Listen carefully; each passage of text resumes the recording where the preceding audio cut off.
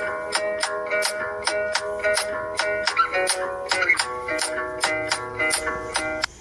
Everyone, welcome back to our channel maths zone with PP. मैं संजीव कुमार आज आपको class 12 की राजनीति शास्त्र की जो दूसरी किताब है उसका नाम स्वतंत्र भारत में राजनीति है, उसकी चैप्टर 1 राष्ट्र निर्माण की चुनौतियों के बारे में डिटेल जानकारी देता हूं।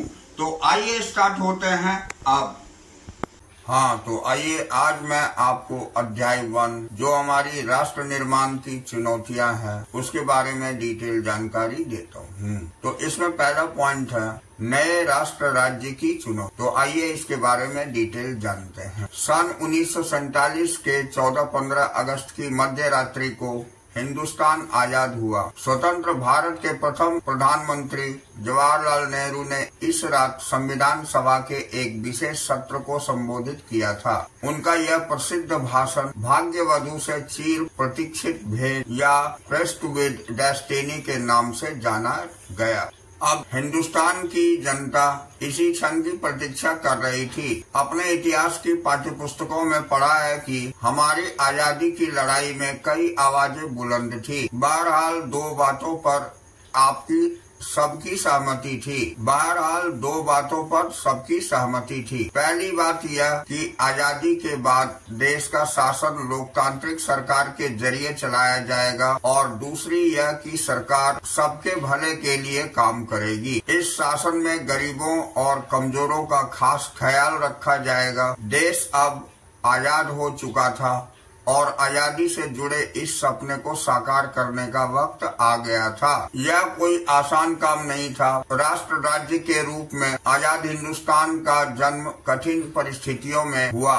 हिंदुस्तान सन 1947 में जिन हालात के बीच आजाद हुआ, शायद उस वक्त तक कोई भी मुल्क वैसे हालात में आजाद नहीं हुआ था। आजादी मिली लेकिन देश के बंटवारे के साथ। सन 1947 का साल अभूतपूर्व हिंसा और विस्थापन की त्रासदी का साल था। आजाद हिंदुस्तान को इन्हीं परिस्थितियों में अपने बहुविध लक्ष्यों को हासिल करने की यात्रा शुरू करनी पड़ी। आजादी के उन उथल पुथल भरे दिनों में हमारे नेताओं का ध्यान इस बात से नहीं भटका कि यह नया राष्ट्र चुनौतियों की चपेट में है। अब हम देखेंगे 3 चुनौतियां। तो हमारे बीच में कौन कौन सी 3 चुनौतियां थी इसकी डिटेल जानकारी लेते हैं। तो मुख्य तौर पर भारत के सामने 3 तरह की चुनौतियां थी। पहली और तत्कालिक चुनौती एकता के सूत्र में बंधे एक ऐसे भारत को गढ़ने की थी जिसमें भारतीय समाज की सारी विविधताओं के लिए जगह हो। भारत अपने आकार और विविधता में किसी महादेश के बराबर था। यहाँ अलग अलग बोली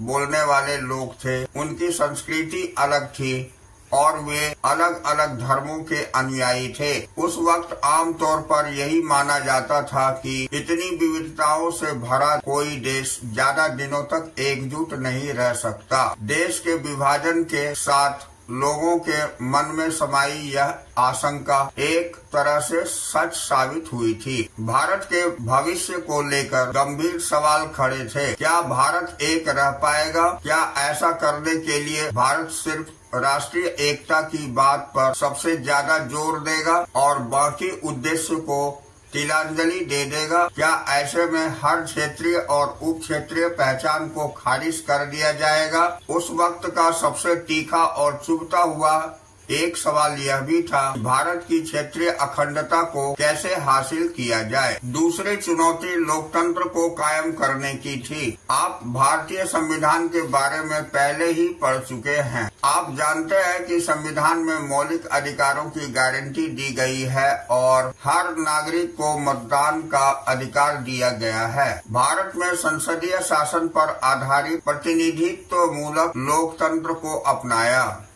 इस विशेषताओं में यह बात सुनिश्चित हो गई कि लोकतांत्रिक ढांचे के भीतर राजनीतिक मुकाबले होंगे। ये हम राष्ट्र निर्माण की चुनौतियों के अंतर्गत पढ़ रहे हैं।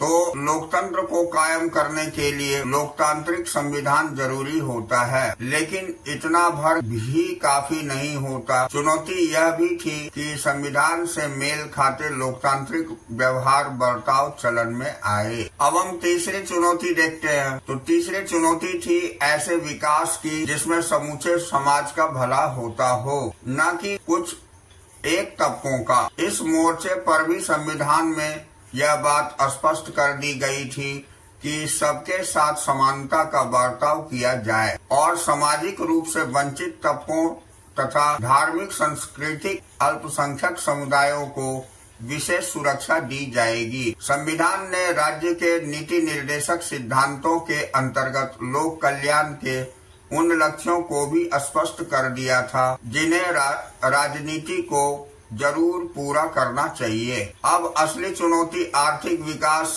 तथा गरीबी के खात्मे के लिए कारगर नीतियों को तैयार करने की थी। अब आजाद हिंदुस्तान ने इन चुनौतियों के आगे क्या रुख अपनाया, संविधान में तय किए गए विभिन्न लक्ष्यों को हासिल करने की दिशा में कहां तक सफलता मिली, इस पूरी किताब में इन्हीं सवालों को खंगालने की कोशिश की गई है। इस किताब में आजादी के बाद के दौर की भारतीय नीति की कथा लिखी गई है ताकि आप खुद इन जैसे बड़े सवालों के अपने उत्तर तलाश पाने के काबिल हो सके। शुरुआत के 3 अध्यायों में हम यह जानने की कोशिश करेंगे कि ऊपर जिन 3 चुनौतियों का जिक्र किया गया है उनका आजादी के बाद शुरुआती सालों में कैसे सामना किया गया। अब आजादी के तुरंत बाद राष्ट्र निर्माण की चुनौती सबसे प्रमुख थी। इस पहले अध्याय में हम इसी चुनौती पर ध्यान केंद्रित करेंगे। शुरुआत में उन घटनाओं की चर्चा की जाएगी जिन्होंने आजादी को एक संदर्भ प्रदान किया। इससे पहले यह समझने में मदद मिलेगी कि आजादी के समय राष्ट्रीय एकता और सुरक्षा का सवाल सबसे प्रमुख चुनौती के रूप में क्यों उभरा। इसके बाद हम यह देखेंगे कि भारत ने एक राष्ट्र के रूप में अपने को किस तरह एक साझे इतिहास तथा साझी नियति के फलक पर गढ़ा। अगले 2 अध्यायों में हम लोकतंत्र कायम करने की बराबरी तथा इंसाफ पर आधारित आर्थिक विकास हासिल करने की चुनौतियों पर विचार करेंगे। अब हम अगला टॉपिक जो हमारी विभाजन, विस्थापन और पुनर्वास है, इसे देखते हैं। तो 14-15 अगस्त 1947 को एक नहीं बल्कि 2 राष्ट्र भारत और पाकिस्तान अस्तित्व में आए। ऐसा विभाजन के कारण हुआ ब्रिटिश इंडिया को भारत और पाकिस्तान के रूप में बांट दिया गया। आपने इतिहास की पाठ्य पुस्तकों में उस राजनीतिक घटनाक्रम के बारे में पढ़ा है जिसके फलस्वरूप दोनों देशों के भूभागों को रेखांकित करते हुए सीमा रेखा खींच दी गई। मुस्लिम लीग ने द्विराष्ट्र सिद्धांत की बात की थी। इस सिद्धांत के अनुसार भारत किसी एक कौम का नहीं बल्कि हिंदू और मुसलमान नाम की 2 कौमों का देश था और इसी कारण मुस्लिम लीग ने मुसलमानों के लिए एक अलग देश यानी पाकिस्तान की मांग की। कांग्रेस ने द्विराष्ट्र सिद्धांत तथा पाकिस्तान की मांग का विरोध किया। बहरहाल सन 1940 के दशक में राजनीतिक मोर्चे पर कई बदलाव आए। कांग्रेस और मुस्लिम लीग के बीच राजनीतिक प्रतिस्पर्धा तथा ब्रिटिश शासन की भूमिका जैसी कई बातों पर जोर रहा। नतीजतन पाकिस्तान की मांग मान ली गई। अब हम विभाजन की प्रक्रिया के बारे में जानकारी प्राप्त करेंगे। फैसला हुआ कि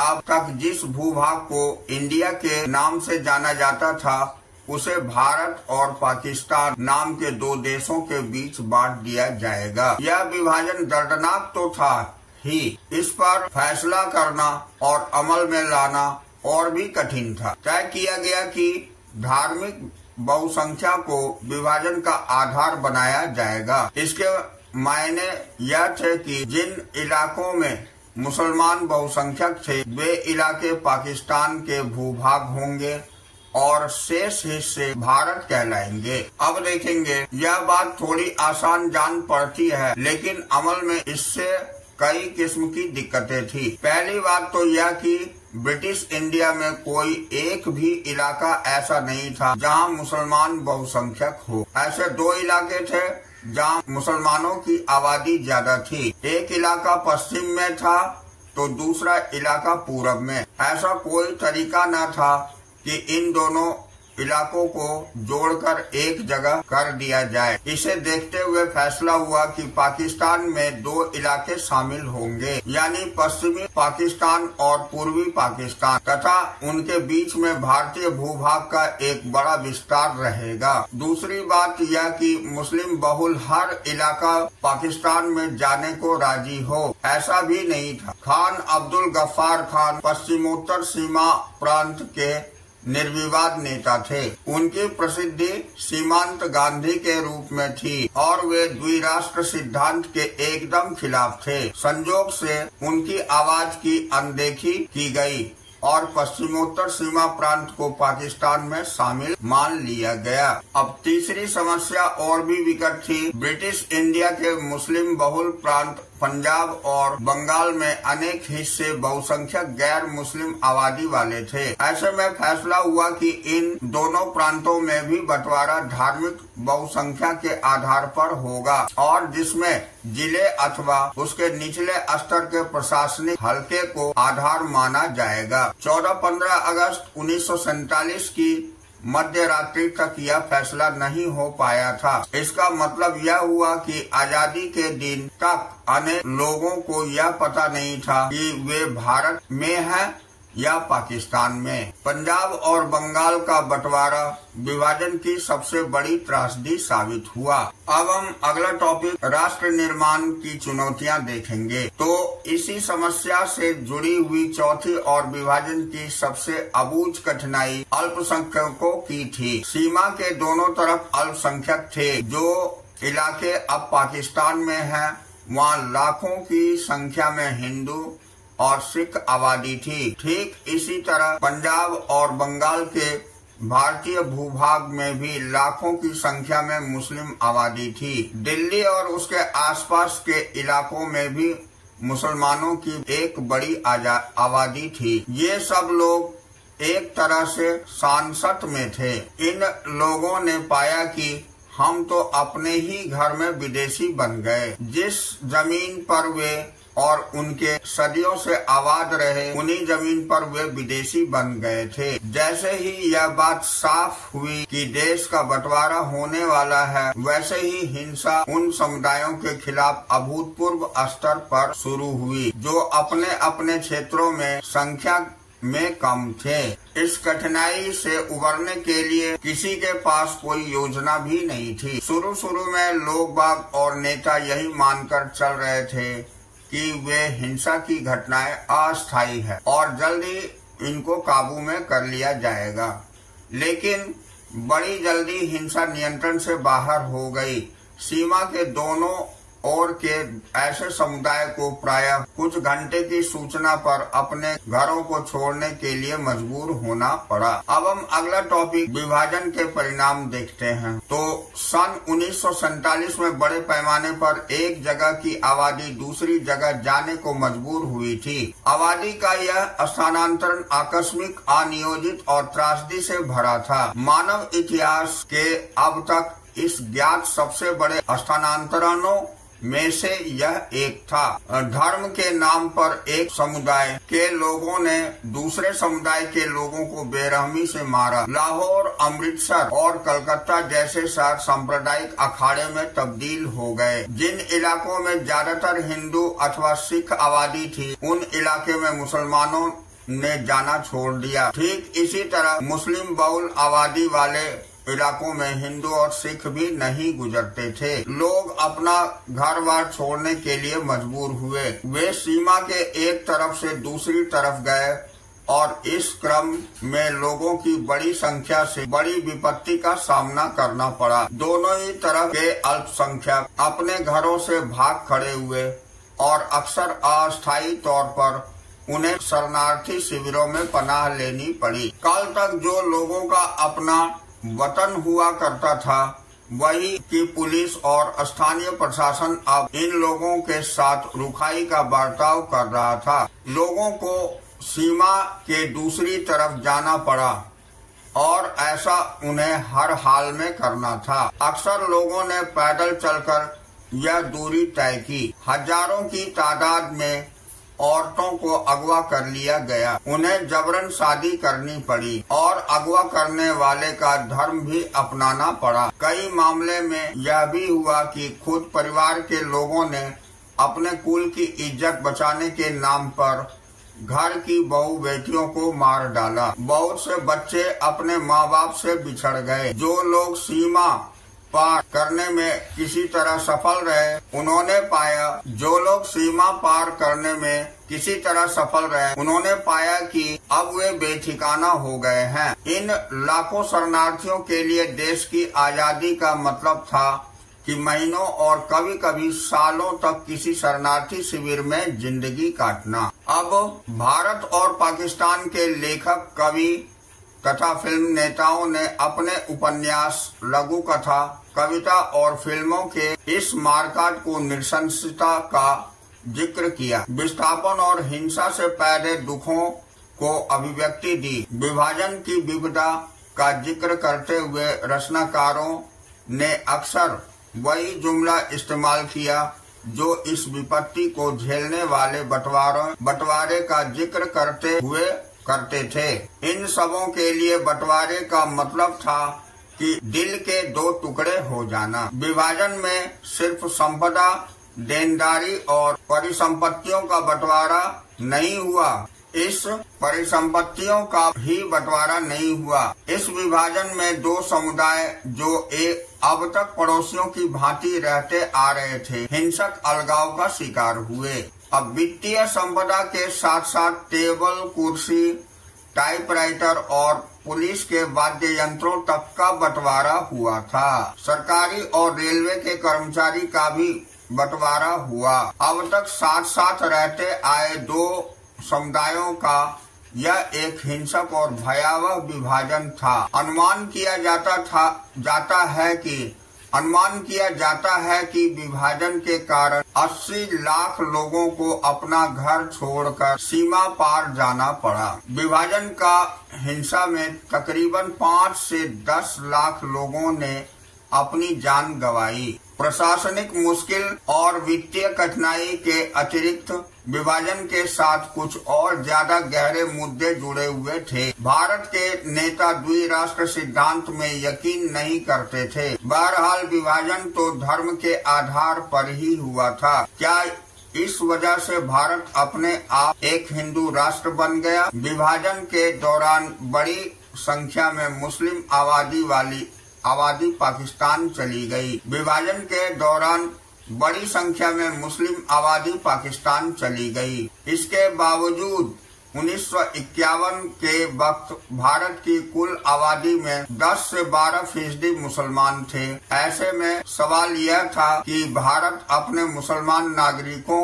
तथा दूसरे धार्मिक अल्पसंख्यकों मसलन सिख, ईसाई, जैन, बौद्ध, पारसी और यहूदियों के साथ क्या बर्ताव करे। बंटवारे के कारण हिंदू और मुसलमानों के बीच तनाव पहले से ही कायम था। इन संघर्षों के साथ प्रतिस्पर्धी राजनीतिक हित जुड़े थे। मुस्लिम लीग का गठन मुख्य रूप से औपनिवेशिक भारत में मुसलमानों के हितों की रक्षा के लिए हुआ था। मुस्लिम लीग मुसलमानों के लिए अलग राष्ट्र की मांग करने के एतबार से अग्रणी थी। ठीक इसी तरह कुछ और संगठन भी थे जो भारत को हिंदू राष्ट्र बनाने के लिए ही हिंदुओं को लामबंद करने की कोशिश में लगे थे। बहरहाल भारत की कौमी सरकार के अधिकतर नेता सभी नागरिकों के समान दर्जा देने के हामी थे। चाहे नागरिक किसी भी धर्म का हो, वे भारत को एक ऐसे राष्ट्र के रूप में नहीं देखना चाहते थे जहां किसी एक धर्म के अनुयायियों को दूसरे धर्मावलंबियों के ऊपर वरीयता दी जाए अथवा किसी एक धर्म के विश्वासियों के मुकाबले बाकियों को हीन समझा जाता हो। वे मानते थे कि नागरिक चाहे जिस धर्म को माने, उसका दर्जा बाकी नागरिकों के बराबर ही होना चाहिए। नागरिकता की कसौटी धर्म को नहीं बनाया जाना चाहिए। हमारे नेतागण धर्मनिरपेक्ष राज्य के आदर्श के हिमायती थे। उनके इस आदर्श की अभिव्यक्ति भारतीय संविधान में हुई। हाँ, तो अगला टॉपिक हमारा रजवाड़ों का विलय है। तो हम यहाँ से चल। ब्रिटिश इंडिया दो हिस्सों में था। एक हिस्से में ब्रिटिश प्रभुत्व वाले भारतीय प्रांत थे, तो दूसरे हिस्से में देसी रजवाड़े। ब्रिटिश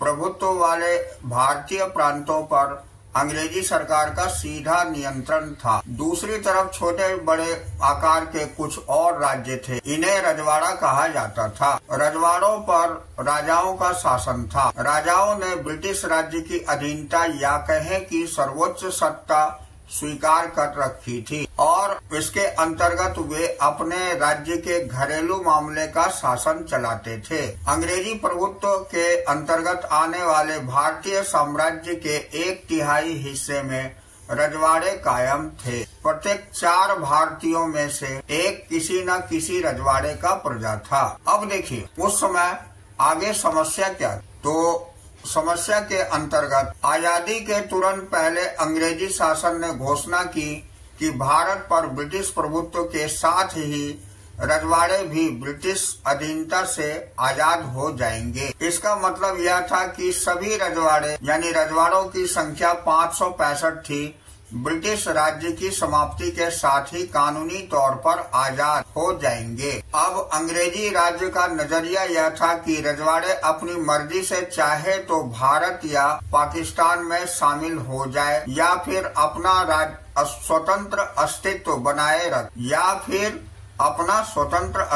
बनाए रखे। भारत अथवा पाकिस्तान में शामिल होने या स्वतंत्र हैसियत बनाए रखने का फैसला रजवाड़ों की प्रजा नहीं करना था। यह फैसला लेकर अधिकार राजाओं को दिया गया था। यह अपने आप में बड़ी गंभीर समस्या थी और इससे अखंड भारत के अस्तित्व पर ही खतरा मंडरा रहा था। अब समस्या ने जल्दी ही अपने तेवर दिखाने शुरू किए। सबसे पहले त्रावणकोर के राजा ने अपने राज्य को आजाद रखने की घोषणा की। अगले दिन हैदराबाद के निजाम ने ऐसी ही घोषणा की। कुछ शासक मसलन भोपाल के नवाब संविधान सभा में शामिल नहीं होना चाहते थे। रजवाड़ों के शासकों के रवैये से यह बात साफ हो गई कि आजादी के बाद हिंदुस्तान कई छोटे छोटे देशों का शक्ल में बट जाने वाला है। लोकतंत्र का भविष्य अंधकार में जान पड़ रहा था। भारतीय स्वतंत्रता संग्राम का लक्ष्य एकता और आत्मनिर्णय के साथ साथ लोकतंत्र का रास्ता अख्तियार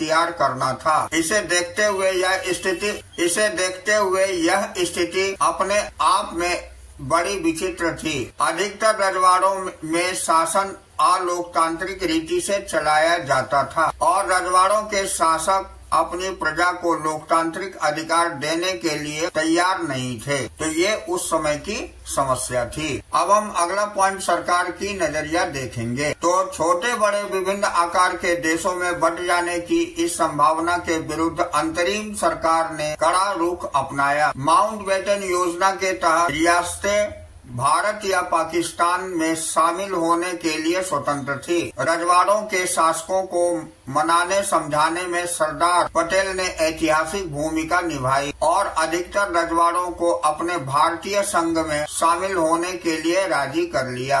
आज यह आसान जान पड़ता है, लेकिन अपने आप में यह बड़ा जटिल काम था। इसके लिए बड़ी चतुराई और युक्तिपूर्ण पहलकदमी की जरूरत थी। मिसाल के तौर पर आज के उड़ीसा में ही अब 26 और छत्तीसगढ़ में 15 छोटे बड़े रजवाड़े थे। सौराष्ट्र में 14 बड़े और 119 छोटे रजवाड़े और अन्य अनेक प्रशासनिक तंत्र थे। अब देसी रजवाड़ों की इस चर्चा में 3 बातें सामने आती है। पहली बात तो यह कि अधिकतर रजवाड़ों के लोग भारतीय संघ में शामिल होना चाहते थे। दूसरी बात यह कि भारत सरकार का रुख लचीला था और वह कुछ इलाकों की स्वायत्तता देने के लिए तैयार थी, जैसा कि जम्मू कश्मीर में हुआ। भारत सरकार ने विभिन्नताओं को सम्मान देने और विभिन्न क्षेत्रों की मांगों को संतुष्ट करने के लिए यह रुख अपनाया था। तीसरी बात, विभाजन की पृष्ठभूमि में विभिन्न इलाकों के सीमांकन के सवाल पर खींचतान जोर पकड़ रही थी और ऐसे में देश की क्षेत्रीय अखंडता एकता का सवाल सबसे ज्यादा अहम हो उठा था। अब आगे देखते हैं।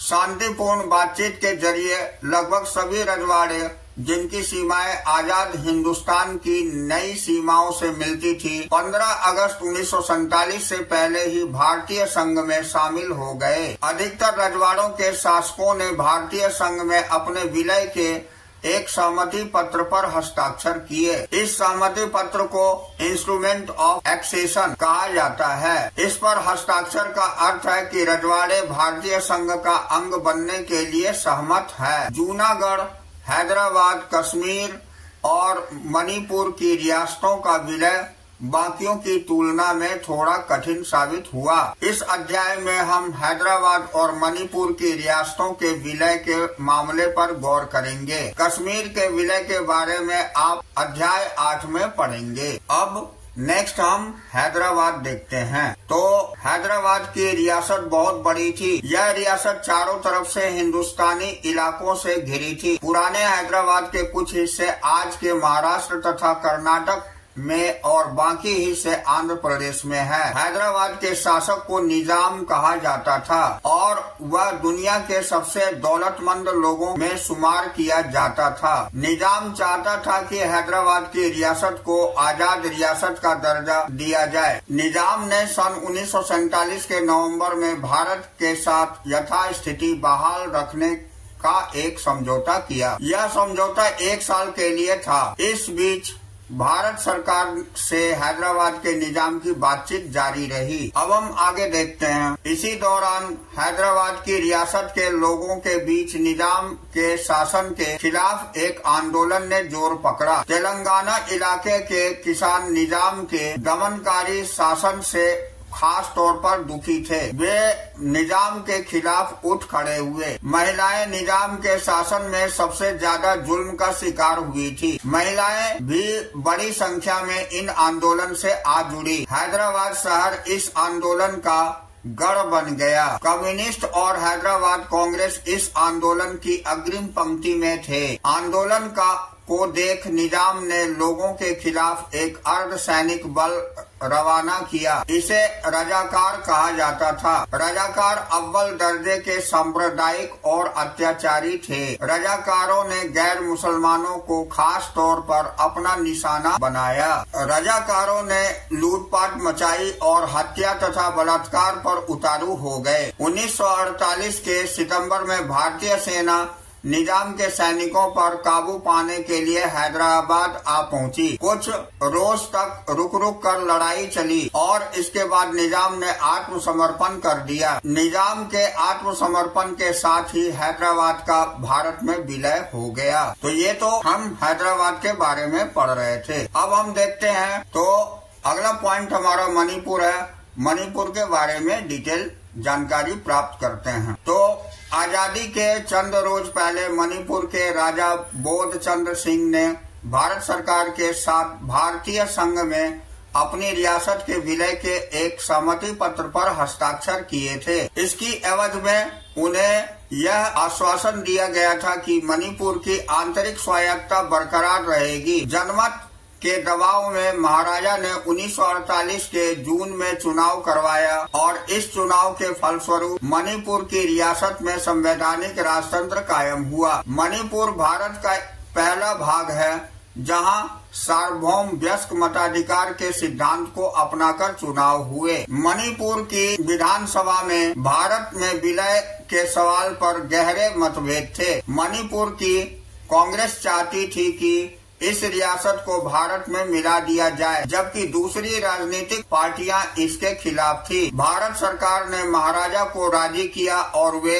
भारतीय संघ में शामिल होने के लिए समझौते पर हस्ताक्षर कर दें। 1949 के सितंबर में भारत सरकार को इसमें सफलता मिली। तो ये मणिपुर के बारे में हम लोग पढ़ रहे हैं। अब देखिए राष्ट्र निर्माण की चुनौतियां। तो राज्यों का पुनर्गठन, यानी यहाँ से हम आपको लेके चलेंगे जो राज्यों का पुनर्गठन है, इसे हम देखते हैं। तो बंटवारे और देशी रियासतों के विलय के साथ ही राष्ट्र निर्माण की प्रक्रिया का अंत नहीं हुआ।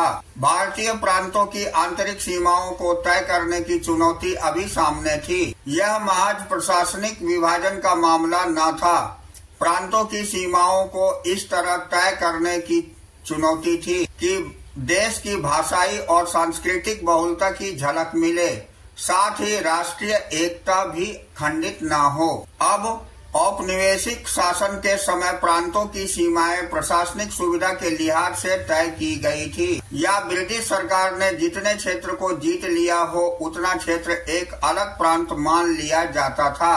प्रांतों की सीमा इस बात से भी तय होती थी कि किसी रजवाड़े के अंतर्गत कितना इलाका शामिल है। हमारी राष्ट्रीय सरकार ने ऐसे सीमांकन को बनावटी मानकर खारिज कर दिया।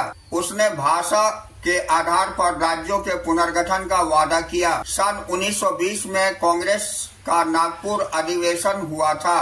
दरअसल इसके बाद से ही इस सिद्धांत को भारतीय राष्ट्रीय कांग्रेस ने मान लिया था कि राज्यों का पुनर्गठन भाषा के आधार पर होगा। अनेक प्रांतीय कांग्रेस समितियों की भाषाई इलाके के आधार पर बनाया गया था और ये समितियां ब्रिटिश इंडिया के प्रशासनिक विभाजन को अपने कामकाज में नहीं बरतती थी। आजादी और बंटवारे के बाद स्थितियां बदली। हमारे नेताओं को चिंता हुई कि अगर भाषा के आधार पर प्रांत बनाए गए तो इससे अव्यवस्था फैल सकती है तथा देश के टूटने का खतरा पैदा हो सकता है।